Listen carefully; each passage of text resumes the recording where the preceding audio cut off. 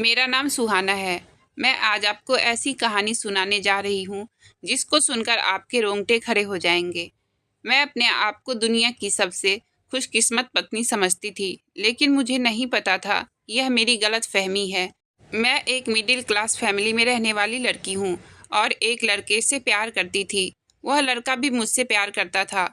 मेरी पढ़ाई पूरी होते ही उस लड़के ने मेरे घर रिश्ता भिजवा दिया और दोनों परिवार हमारी शादी के लिए राजी हो गए।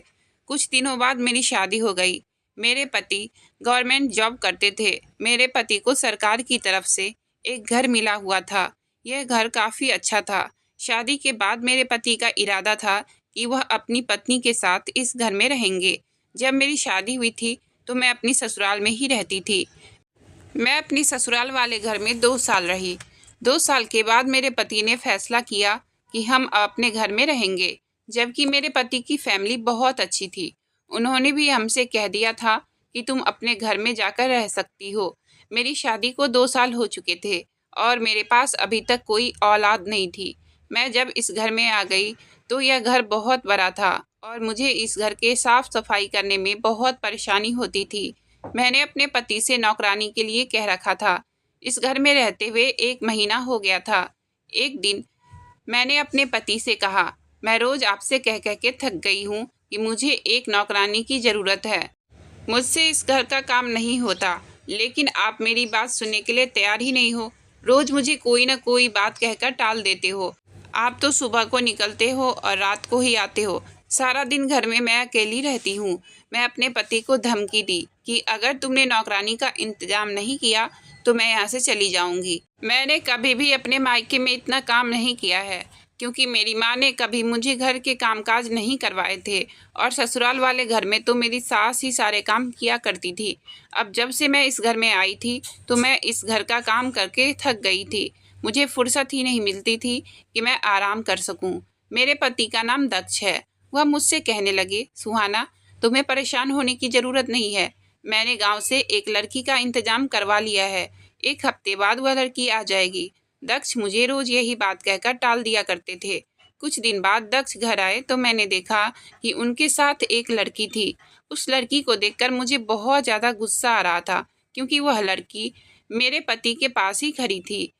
मैं गुस्से से अपने पति को देखने लगी। इससे पहले कि मैं कुछ कह पाती, तभी दक्ष समझ गए थे कि मैं उनको गुस्से में देख रही हूँ। उन्होंने मुझे उस लड़की से मिलवाया और कहने लगे कि यह रूही है और अब से यह घर के सारे काम किया करेगी। तुम्हें परेशान होने की कोई ज़रूरत नहीं है।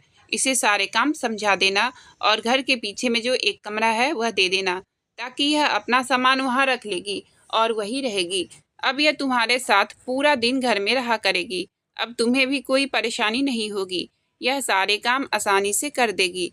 अब तुम इसको कमरे में ले जाओ और इसका सामान वहाँ पर रखवा दो। दक्ष की बात सुनकर मैं अपने आप को बहुत खुशनसीब पत्नी समझ रही थी। आखिर मेरे पति बहुत ख्याल रखते थे। मैंने दक्ष से कहा, मैं इसको घर दिखा देती हूँ और काम भी समझा देती हूँ। मैंने रूही से कहा, चलो मैं तुम्हें तुम्हारे कमरे में लेकर चलती हूँ। मैंने रूही को उसका कमरा दिखा दिया और कहा, अपना सामान रख दो। उसके बाद हम दोनों के लिए एक अच्छी सी चाय बनाकर लेकर आ जाओ। उसके बाद मैं अपने कमरे में गई तो मैंने दक्ष से कहा कि आज मैं बहुत खुश हूँ। अगर आज रूही इस घर में नहीं आती तो मैं इस घर का काम करते करते तो मर ही जाती। मेरी यह बात सुनते ही दक्ष हंसने लगे और कहने लगे, अच्छी बात है ना, तुम्हारे इस दुनिया से जाते ही मैं दूसरी शादी कर लेता। दक्ष की बातें सुनकर मुझे उन पर बहुत गुस्सा आने लगा। मेरे गुस्से को देखकर वह खामोश हो गए। तो मैंने कहा कि मर्द बेवफा होते हैं। वह अपनी पत्नी के मरने का इंतज़ार करते रहते हैं और उनके दिल में हमेशा दूसरी शादी करने की चाहत जागती रहती है। आज मैंने उनको बहुत सुना दिया, क्योंकि वह पहली बार नहीं था। वह आए दिन मुझसे यह मजाक करते रहते थे। उनको आदत थी मुझे छेड़ने और चिढ़ाने की। मैं उनकी ऐसी बेतुकी बातों पर गुस्सा किया करती थी। दक्ष ने मुझसे कहा, तुम तो बेवजह ही गुस्सा करती हो। तुम जानती हो ना, इस घर में तुम्हारे अलावा मेरे पास कोई नहीं है जिससे मैं मजाक कर सकूं। और शायद तुम ये नहीं जानती हो कि मैं तुमसे कितनी मोहब्बत करता हूँ। तुम्हारे अलावा किसी की तरफ नज़र उठाकर भी नहीं देख सकता।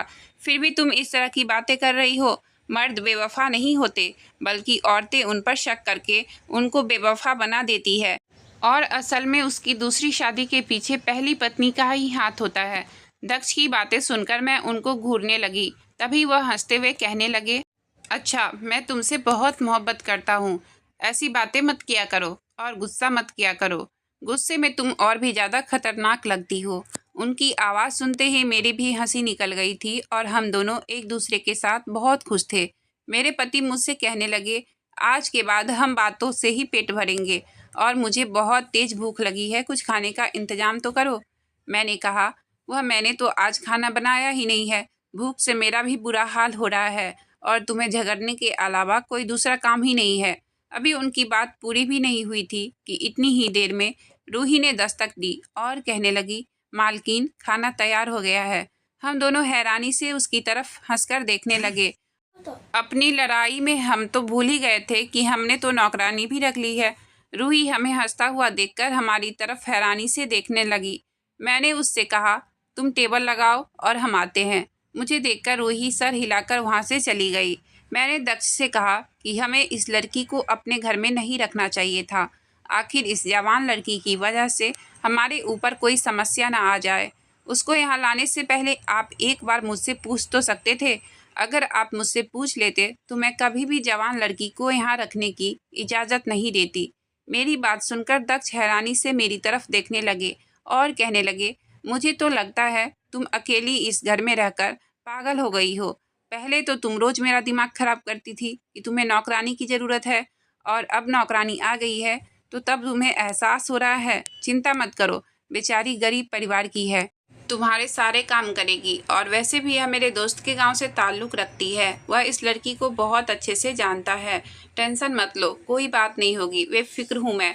और वैसे भी यह लड़की शादीशुदा है। इसका परिवार गांव में रहता है और इसके परिवार को पैसों की ज़रूरत है, इसलिए यह यहाँ पर रहेगी। इसकी जिम्मेदारी मेरे दोस्त ने ली है, तभी तो मैं इसको यहाँ पर लेकर आया हूँ। और यह तो सोचो कि आज तुम्हें ऐसे बैठे बिठाए खाना मिल गया है, और अगर तुम्हें फिर भी इस लड़की पर कोई शक है तो फिर मैं इसके जाने का इंतज़ाम कर देता हूँ, तुम सोच लो। लेकिन उसके बाद मुझे फिर से यह मत कहना कि मुझे नौकरानी ढूंढ कर दो, क्योंकि मुझे तुम्हारी नौकरानी ढूंढने के अलावा भी बहुत सारे काम होते हैं। रोज़ रोज़ मैं तुम्हारी ख्वाहिशें पूरी नहीं कर सकता। मैंने दक्ष से कहा, बस बस, बहुत हो गया। अभी मैं इस लड़की को 2-3 दिन देख लेती हूँ कि इसके चाल चलन कैसे हैं, और इसको लेकर अपना दिल पक्का कर लेती हूँ कि कब तक मैं इसको परमानेंट रखूँगी। और अब चलो खाना खा लेते हैं, ठंडा हो जाएगा। यह कहकर हम दोनों नीचे आ गए। आकर देखा तो टेबल बहुत अच्छे तरीके से सजा हुआ था। खाने की टेबल देखकर ऐसा लग रहा था जैसे हम किसी होटल में खाना खा रहे हैं। दक्ष ने उस लड़की की बहुत ही तारीफ़ें की। रूही ने बहुत अलग अलग तरीके की डिशेज बनाई थी। खाना काफ़ी टेस्टी था और दक्ष ने दिल खोलकर उसके खाने की तारीफ़ें की। कहने लगे, ऐसा खाना तो मैंने सिर्फ होटल में ही खाया है, वरना घर में तो सिर्फ मुझे एक ही डिश मुश्किल से मिल पाती थी। तुमने तो एक ही समय में इतनी सारी डिशेज बनाई है। तुम तो काफ़ी टैलेंटेड हो। पहली बार तुमने इतना बढ़िया खाना बनाया है। और रूही की सबसे अच्छी बात तो दक्ष को यह लगी थी कि उसने उसे जरा भी तंग नहीं किया। पहले ही दिन उसने किचन में जाते ही सब कुछ संभाल लिया था। दक्ष कहने लगे, तुमने तो कमाल ही कर दिया। मैंने भी रूही से कहा कि तुम बहुत समझदार लड़की हो और खाना बहुत टेस्टी बना हुआ है। पहले ही दिन तुमने मेरा दिल जीत लिया है। मुझसे तारीफ़ें सुनकर रूही बहुत खुश हुई और मुझे देखकर मुस्कुराने लगी। वह बहुत सुंदर लड़की थी और जवान भी थी। उसने हाथ में हरे रंग की चूड़ियाँ पहनी हुई थी और नाक में नोज रिंग उसकी बहुत खूबसूरती बढ़ा रही थी। मैं उसको देखकर काफ़ी इम्प्रेस हुई थी। वह कहीं से भी गांव की नहीं लगती थी, सिर्फ उसका पहनावा ऐसा था। लेकिन अगर उसको शहर वाले कपड़े पहना दिए जाते तो वह किसी हीरोइन से कम नहीं लगेगी। मेरे दिमाग में अब रूही के शादीशुदा होने का ख्याल आया तो मुझे तसल्ली हो गई। वह अपने काम से काम रखने वाली लड़की थी और अपने कामों में खोई रहती थी। दक्ष भी अपने ऑफिस के कामों में बिजी रहते थे, क्योंकि अब वह घर की तरफ से बेफिक्र हो गए थे। कुछ दिनों बाद ही रूही की तबीयत खराब रहने लगी थी। एक दिन उसने मुझसे कहा कि उसकी तबीयत ठीक नहीं है, आज उसे डॉक्टर के पास जाना है। वह अकेले ही डॉक्टर को दिखाने के लिए चली गई। जब वह वापस आई तो मैंने उससे पूछा कि आखिर क्या हुआ था। उसने मुझे कुछ नहीं बताया, लेकिन वह माँ बनने वाली थी और यह बात मुझसे छुपा रही थी। जब से वह हमारे घर आई थी तब तक तो ऐसा कुछ भी नहीं था। और फिर उसने मुझे भी कुछ नहीं बताया था। फिर एक दिन मैंने उसे पूछने की कोशिश की तो उसने बताया कि जब से वह यहाँ आई थी तभी से वह माँ बनने वाली थी। मैंने उससे कहा कि फिर तुम्हारे पति ने तुम्हें इतनी दूर काम करने के लिए क्यों भेज दिया तुम्हें, और तुम्हें भी इस हालत में नहीं आना चाहिए था। इस समय तो तुम्हें सबसे ज़्यादा अपने पति की ज़रूरत है। मेरे इतना कहते ही वह खामोश हो गई और कहने लगी, मालकिन, गरीब लोग ऐसी बातों को चोंचले समझते हैं। वैसे भी हम गांव के लोग बहुत मजबूत होते हैं। हम लोगों के लिए बच्चा पैदा करना आम बात है। मैं गांव में होती तब मैं किसी न किसी घर में काम कर ही रही होती। यहाँ पर तो मुझे फिर भी सुकून है। आप और मालिक बहुत अच्छे हैं। कम से कम मुझे किसी की बातें तो सुनने को नहीं मिलती, और फिर यहाँ पर मुझे अच्छी तनख्वाह भी तो मिलती है। मैं अपनी डिलीवरी के लिए पैसे जमा कर लूँगी और अपनी डिलीवरी इसी शहर में करवाऊँगी। बच्चा पैदा करने के लिए गांव के अस्पताल में नहीं जाऊँगी। वहाँ के अस्पतालों से तो मुझे बहुत डर लगता है। आप फिक्र मत करो, मेरी वजह से आपको कोई तकलीफ नहीं होगी। मैं आखिर तक सारे काम इसी तरह से करती रहूँगी जैसे अभी करती हूँ। बस 2-3 दिन की ही तो बात होगी, तीसरे दिन फिर काम में लग जाऊँगी। कुछ देर तक तो रूही बोलती रही और उसने मुझे अपनी सारी कहानी सुना डाली। उसकी बातों से मैं सहमत हो गई, लेकिन मैं सोच रही थी कि दक्ष ने मुझे यह बात क्यों नहीं बताई कि वह माँ बनने वाली है। जैसे ही रात को दक्ष आए तो मैंने उनसे पूछा कि आपको आपके दोस्त ने यह नहीं बताया था कि वह माँ बनने वाली है, या फिर आपके दोस्त ने बताना ठीक नहीं समझा। वैसे मुझे भरोसा है आपको इस बारे में नहीं पता होगा, क्योंकि अगर आपको पता होता तो आप मुझे ज़रूर बताते, और अगर आपको पता है तो आपने मुझे क्यों नहीं बताया? क्या आप मुझसे बातें छुपाने लगे हो? दक्ष मेरी तरफ हैरानी से देखने लगे और कहने लगे, क्या रूही माँ बनने वाली है?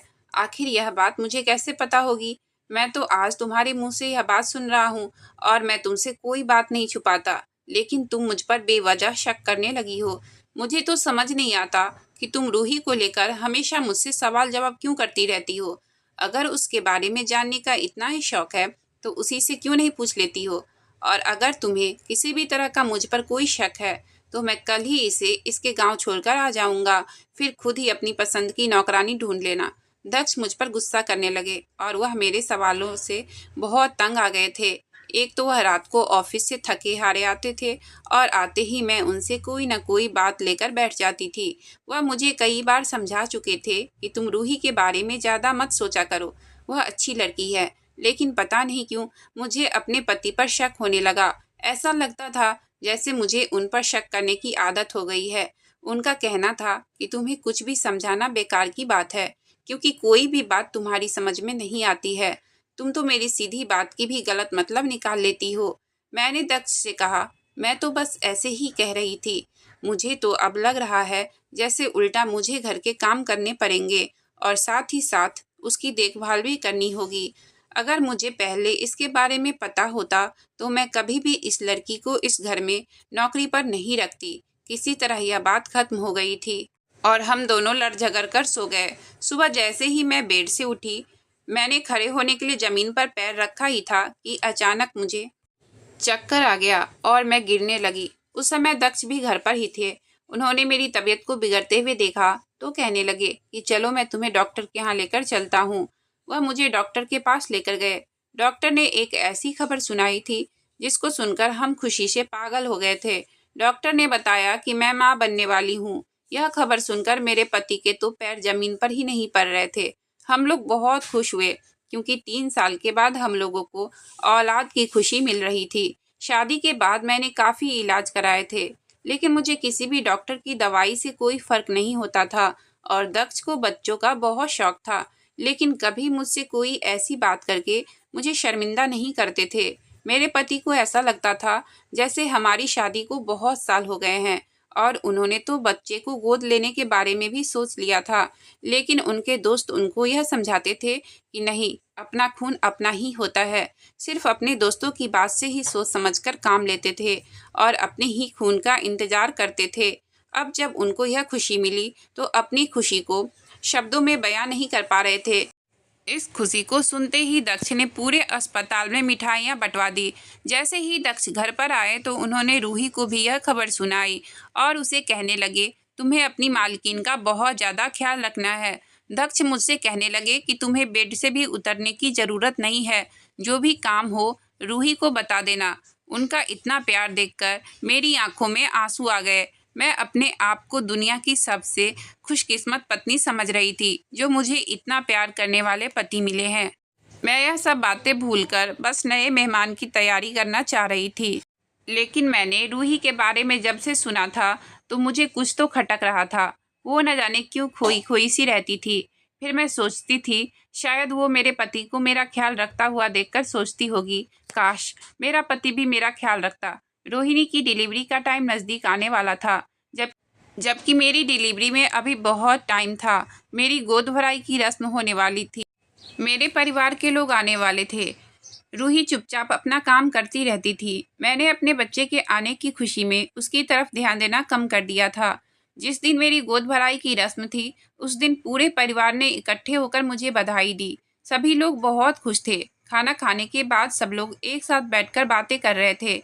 मेरे ससुराल वालों का कहना था कि मेरा यहाँ पर अब अकेले रहना ठीक नहीं है, लेकिन दक्ष ने उनसे कहा कि नहीं, यह मुझे अपने साथ इसी घर में रखना चाहते हैं। उनकी जिद के सामने सारे घर वाले खामोश हो गए। सब लोग जानते थे कि दक्ष बहुत जिद्दी हैं, इसलिए उन्होंने उनको ज़्यादा समझाना ठीक नहीं समझा। सब लोग आपस में बैठे हुए बातें ही कर रहे थे कि इतनी ही देर में कुछ ऐसा हुआ जिसको देखकर सबके रोंगटे खड़े हो गए और खुशी का माहौल गम में बदल गया। पता नहीं था, अचानक बैठे बिठाए कुछ ऐसा हो जाएगा कि सारी खुशियां दुख का रूप ले लेगी। रूही सबके लिए चाय बनाकर सीढ़ियों से नीचे उतर रही थी कि अचानक ही सीढ़ियों से उसका पैर फिसल गया और वह सीढ़ियों से नीचे गिरकर बेहोश हो गई। उसके सर से काफ़ी खून भी बह रहा था।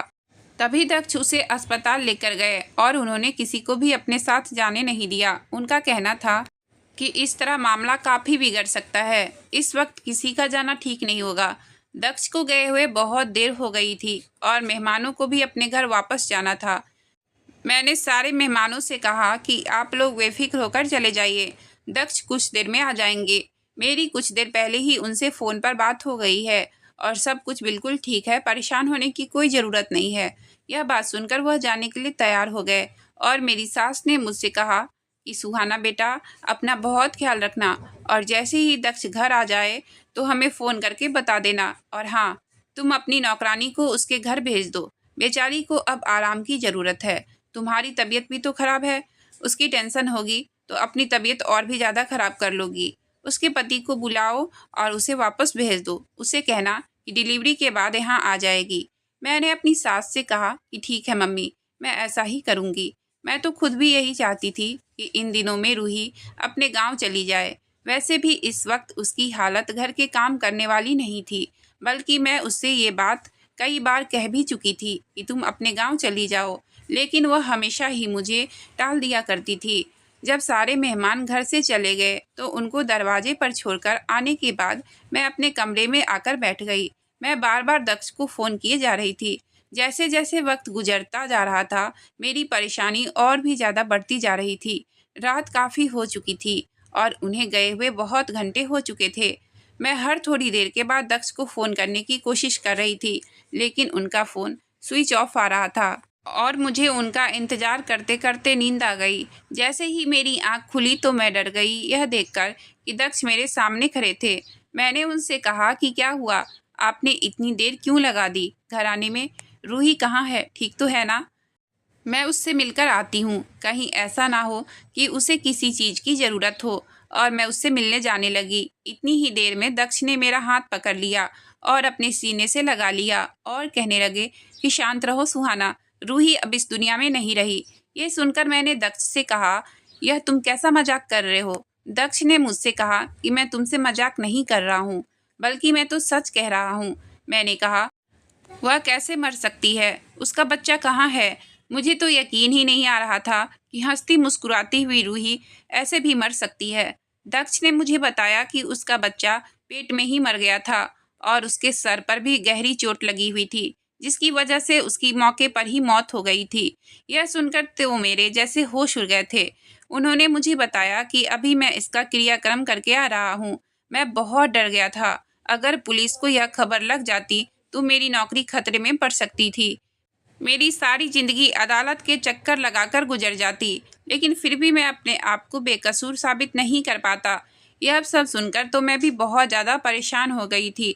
मैंने दक्ष से कहा कि अगर उसके घर वाले हमारे घर आए तो हम क्या करेंगे, उनको क्या जवाब देंगे कि रूही कहाँ गई है। दक्ष कहने लगे कि फिक्र मत करो, सब कुछ ठीक हो जाएगा, मैं सब संभाल लूँगा, बस तुम किसी से रूही के बारे में नहीं कहोगी। मैंने कहा ठीक है, मैं उसके बारे में किसी को नहीं बताऊंगी। उसकी मौत से मुझे बहुत ज़्यादा अफसोस हो रहा था और दिन रात रोती थी कि आखिर हंसती मुस्कुराती वह ऐसे अचानक इस दुनिया को छोड़कर कैसे जा सकती है। लेकिन वक्त के साथ साथ सब कुछ ठीक हो जाता है और रूही की मौत का जख्म भी अब हमारे दिलों से भरने लगा था। कुछ दिनों बाद हमारी ज़िंदगी नॉर्मल सी हो गई थी। दक्ष भी अपने ऑफिस से 1 महीने की छुट्टी ले ली थी। वह मेरा हर तरह से ख्याल रखते थे। जब रात को मैं सोती थी तो मुझे ना जाने कैसी कैसी आवाज़ें सुनाई देती थी। कुछ दिनों तक तो मैंने इन आवाज़ों को इग्नोर किया, लेकिन एक दिन मुझे उन आवाज़ों से बहुत डर लग रहा था और मैंने दक्ष को उठाया। वह कहने लगे, क्या हुआ सुहाना, तुम्हारी तबीयत तो ठीक है ना? अगर तुम्हारी तबीयत ठीक नहीं है तो मैं तुम्हें अभी हॉस्पिटल लेकर चलता हूँ। मैंने परेशान होते हुए कहा, मेरी तबीयत खराब नहीं है, बल्कि मुझे किसी बच्चे के रोने की आवाज़ आ रही है। रोज़ मुझे ऐसी आवाज़ सुनाई देती है और मैं इन आवाज़ों से डर जाती हूँ, लेकिन आपको मैंने नहीं बताया। आज मुझे इस आवाज़ से नींद नहीं आ रही है। ऐसा लग रहा है वह बच्चा जैसे हमारे बहुत करीब रो रहा है। चलो हम बाहर चलकर देख कर आते हैं। ऐसा लग रहा है जैसे कोई मुसीबत में हो और हमें पुकार रहा हो। मेरी बात सुनकर दक्ष बहुत परेशान हो गए और मुझसे कहने लगे कि तुम किस तरह की बातें कर रही हो? मुझे तो किसी भी बच्चे के रोने की आवाज़ें नहीं आ रही है। यह सिर्फ तुम्हारा वहम होगा और कुछ नहीं। इसलिए इन सब बातों को छोड़ो और आराम से सो जाओ।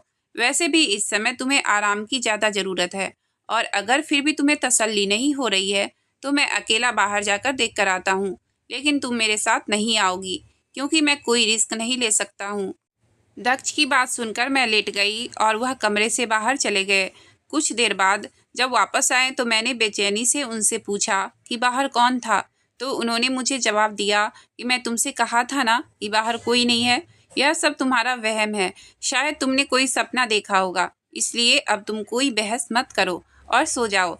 अब इस बारे में हम सुबह बात करेंगे। यह कहकर वह लेट गए, लेकिन मैं लगातार उन आवाज़ों के बारे में सोच रही थी। ऐसी आवाज़ मुझे पहली बार नहीं आई थी, बल्कि कुछ दिनों से लगातार मुझे यह आवाज़ आ रही थी और कई दिनों तक मुझे वह आवाज़ सुनाई देती रही और मैं हर बार दक्ष को बताने की कोशिश की कि कोई बच्चा रोता है, लेकिन हर बार उन्होंने मेरा वहम कहकर मुझे टाल दिया और मैं भी सोच लेती थी कि हो सकता है कि यह मेरा वहम ही होगा, क्योंकि अगर बच्चे के रोने की आवाज़ आती तो दक्ष को भी सुनाई देती और यह सोचकर मैं भी तसल्ली से सो जाया करती थी। जब कई दिन ऐसे ही गुजर गए तो मुझे ऐसा लगने लगा कि दक्ष मुझसे ज़रूर कुछ छुपा रहे हैं। मुझे रोज़ रात की शांति में बच्चों के रोने की आवाज़ आती थी।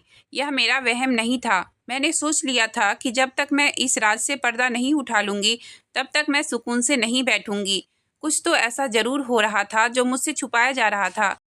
मुझे ऐसा लगता था कि हो सकता है कि दक्ष ने ही रूही को मारा हो और उसका बच्चा यही कहीं आसपास हो या फिर किसी मुसीबत में हो।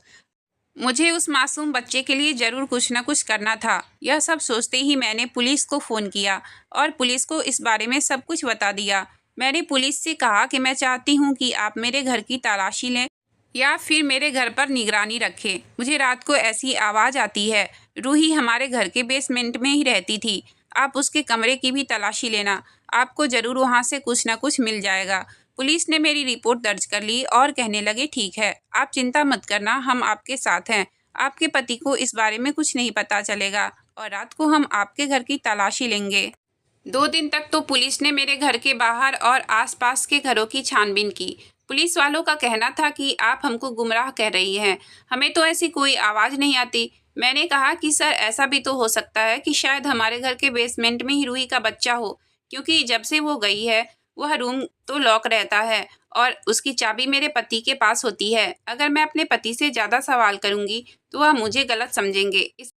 इसलिए यह केस आप अपने हिसाब से हैंडल कीजिए। फिर रात को जब पुलिस हमारे घर आई तो उन्होंने दक्ष से कहा कि हमें आपके घर की तलाशी लेनी है।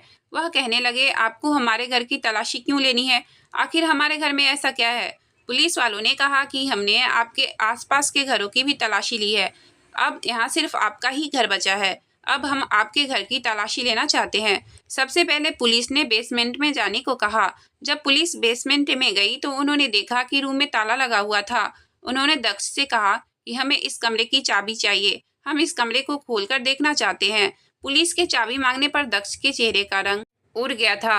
वह परेशान लग रहे थे। उन्होंने कहा कि आखिर क्या बात है, कुछ तो बताइए। मैं आपको ऐसे मेरे घर की तलाशी नहीं लेने दे सकता। क्या आप मुझे नहीं जानते मैं कौन हूँ? पुलिस ने कहा, आप कोई भी हो, हमें इससे कोई मतलब नहीं है। अगर आप हमें चाबी नहीं देंगे तो हम इस दरवाजे को तोड़ भी सकते हैं। आप हमें धमकी देने की कोशिश मत करिए। हम तो बस यही जानना चाहते हैं कि आखिर इस घर में कौन सी खिचड़ी पक रही है। पड़ोस के कुछ लोगों की शिकायत है कि आपके घर से किसी बच्चे के रोने की आवाज़ आती है, जबकि आपके घर में तो कोई बच्चा भी नहीं है और यह आवाज़ें रात को ही क्यों आती है? दक्ष कहने लगे, आप कैसी बातें कर रहे हैं? बच्चों के रोने की आवाज़ तो किसी के भी घर से आ सकती है। यहाँ आसपास में बहुत सारे लोग हैं जिनके छोटे छोटे बच्चे हैं, लेकिन आपको हमारे घर पर ही क्यों शक है? हमारे घर में तो कोई बच्चा भी नहीं है। पुलिस ने कहा, जी, इसलिए तो हम आपके घर की तलाशी करना चाहते हैं। आखिर आपने इस कमरे में ताला क्यों लगाया हुआ है? आप इस ताले को जल्दी खोलिए, वरना हम दरवाज़ा तोड़ देंगे। दक्ष ने दरवाज़ा नहीं खोला तो पुलिस वालों ने ही दरवाजे को तोड़ दिया। ताला खुलते ही सब लोग कमरे में चले गए। यह देखते हैरान रह गए कि एक छोटे से बच्चों के साथ उस कमरे में रूही भी मौजूद थी। यानी कि जिस रूही को हम सब मरा हुआ समझ रहे थे, वह हमारी आंखों के सामने जिंदा थी। जिस बच्चे के रोने की आवाज़ मुझे सुनाई दे रही थी, यह मेरा कोई वहम नहीं था। मैंने आगे बढ़कर देखा तो रूही की गोद में एक बहुत प्यारी सी बच्ची थी, जो देखने में बिल्कुल दक्ष की तरह लग रही थी।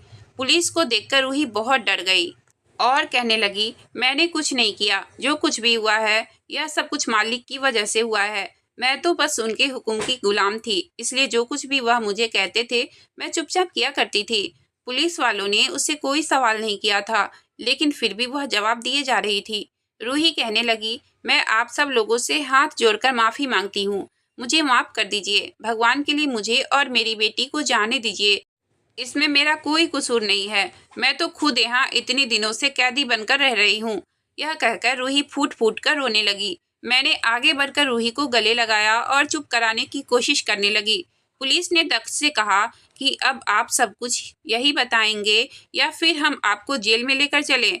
तभी दक्ष कहने लगे, मैंने किसी के साथ कुछ भी गलत नहीं किया है। मैं क्या करता? मेरे हालात ऐसे हो गए थे कि मुझे यह सब कुछ करना पड़ा। और आप रूही से पूछ सकते हैं कि मैंने उससे ज़बरदस्ती शादी नहीं की थी और ना ही मैंने उसके साथ कोई ज़बरदस्ती की थी। ये खुद अपनी मर्जी से मुझसे शादी करके यहाँ आई थी। हाँ, ये बात सच है कि यह मेरी पत्नी है और इसकी गोद में जो बच्चा है वह मेरा है। दक्ष की बात सुनकर रूही ने शर्म से आंखें नीचे झुका ली और मैं दोनों के चेहरे को देख रही थी। मुझे अपने आप पर बहुत अफसोस हो रहा था कि मैं इतने दिनों से इन दोनों के हाथों बेवकूफ़ बन रही थी। दक्ष ने बताया कि उन्हें बच्चों की बहुत खुशी थी, जबकि सुहाना और मेरी शादी को 3 साल हो गए थे और उसे अभी तक कोई बच्चा नहीं हो रहा था। मैंने सुहाना को बहुत सारे डॉक्टर को भी दिखाया था। डॉक्टर सिर्फ मुझे तसल्ली देते हुए कहते थे, हो जाएगा। फिर एक दिन जब मैं अपने दोस्त के साथ गांव गया तो गांव में मुझे रूही दिखाई दी। मैंने देखा कि रूही वहाँ पर बहुत गरीबी में ज़िंदगी गुजार रही है। रूही वहाँ पर लोगों के घर में काम किया करती थी। इसकी हालत मुझसे देखी नहीं गई। मैंने सोचा कि मैं रूही से बात करता हूँ। अगर वह मुझसे शादी कर ले और बच्चा पैदा करके मुझे दे दे तो मैं उसकी लाइफ बना सकता हूँ। और मुझे यह भी पता था कि सुहाना को जब इस बारे में पता चलेगा तो कभी भी मुझे दूसरी शादी करने की इजाज़त नहीं देगी। इसलिए मैं चुप करके रूही से शादी कर ली और उसे पैसों का लालच दिया। इसलिए मैं शादी करके रूही को नौकरानी बनाकर अपने घर ले आया और इसी तरह हमारे घर में रहने लगी। घर के सारे कामकाज संभालने लगी। इसी दौरान मैं भी उससे रात के अंधेरे में मिलने जाता था। कुछ दिनों बाद पता चला कि रूही प्रेग्नेंट है। उसके प्रेग्नेंट होने के कुछ महीनों बाद ही मुझे सुहाना ने भी खबर सुना दी कि वह भी प्रेग्नेंट है। सुहाना के मां बनने की खबर सुनते ही मुझे ऐसा लग रहा था जैसे मैंने बहुत जल्दबाजी कर दी है रूही से शादी करके। मुझे नहीं पता था कि रूही से शादी करने के बाद ही सुहाना भी मां बन जाएगी और जब रूही को सुहाना के माँ बनने की खबर मिली तो वह मुझे धमकी दिया करती थी कि वह हम दोनों के रिश्ते के बारे में सुहाना को बता देगी, क्योंकि उसे भी यही उम्मीद थी कि सुहाना इतनी जल्दी माँ नहीं बन सकती है। मैं अपनी जल्दबाजी से बहुत पछता रहा था, लेकिन मैं सुहाना से बहुत प्यार करता था, इसलिए मैं उसे छोड़ना नहीं चाहता था और मेरी नीयत में नहीं था कि मैं सुहाना को धोखा दूं। इसलिए मैंने सोचा कि रूही को गायब करवा दिया जाए और उस दिन जब सीढ़ियों से गिरकर वह बेहोश हो गई तो मैंने सोचा कि इससे अच्छा मौका कोई नहीं होगा। इसलिए मैंने रूही के मरने की झूठी खबर सुहाना को सुना दी। मैंने रूही को बेसमेंट के कमरे में चुपचाप उसकी बच्ची के साथ बंद कर दिया। रूही मुझे कुछ कह भी नहीं सकती थी, क्योंकि उसे पता था कि उसका और उसकी बच्ची को संभालने वाला मेरे अलावा कोई नहीं है। दक्ष के मुंह से सारी सच्चाई सुनकर मुझे उससे नफरत होने लगी थी। पुलिस ने धोखाधड़ी के केस में उसको गिरफ्तार करना चाहा, लेकिन मैंने और रूही ने इस केस को वापस ले लिया। इसलिए मजबूरन पुलिस को वापस खाली हाथ जाना पड़ा। पुलिस के जाने के बाद रूही मेरे आगे हाथ जोड़कर खड़ी हो गई और कहने लगी, मालकिन, मुझे माफ़ कर दीजिए। मैंने आपके साथ बुरा किया, लेकिन मैं भी क्या कर सकती थी। मैं मजबूर थी और अपनी गरीबी भरी जिंदगी से तंग आ गई थी, इसलिए मालिक की बातों में आकर उनके साथ चली आई। मुझे पैसों की ज़रूरत थी और मालिक को अपने बच्चों की ज़रूरत थी, इसलिए मैंने अपनी गरीबी भरी ज़िंदगी से छुटकारा पाने के लिए इनसे शादी कर ली। फिक्र मत करिए, आप पति पत्नी एक दूसरे के साथ खुश रहिए। मैं आप दोनों की ज़िंदगी से जा रही हूँ, क्योंकि मुझ में हिम्मत नहीं है कि मैं यहाँ रहकर आपका सामना करूँ। रूही अपनी बच्ची को लेकर जाने लगी। मैंने दक्ष की तरफ देखा तो उनके चेहरे से ऐसा लग रहा था कि वह चाहते हैं कि रूही हमारे घर से चली जाए।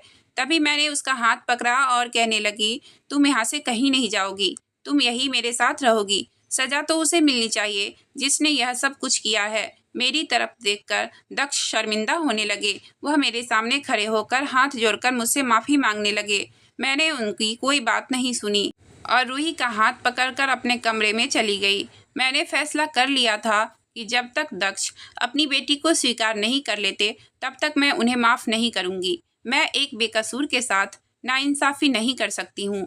कुछ दिनों बाद ही दक्ष ने अपनी बेटी को एक्सेप्ट कर लिया और मैं भी माँ बन गई थी। मैंने भी एक बेटी को जन्म दिया। जिस दिन मेरी बेटी पैदा हुई उस दिन अचानक दक्ष को हार्ट अटैक आया और वह इस दुनिया से चले गए। मेरे ऊपर तो जैसे मुसीबत का पहाड़ टूट पड़ा था।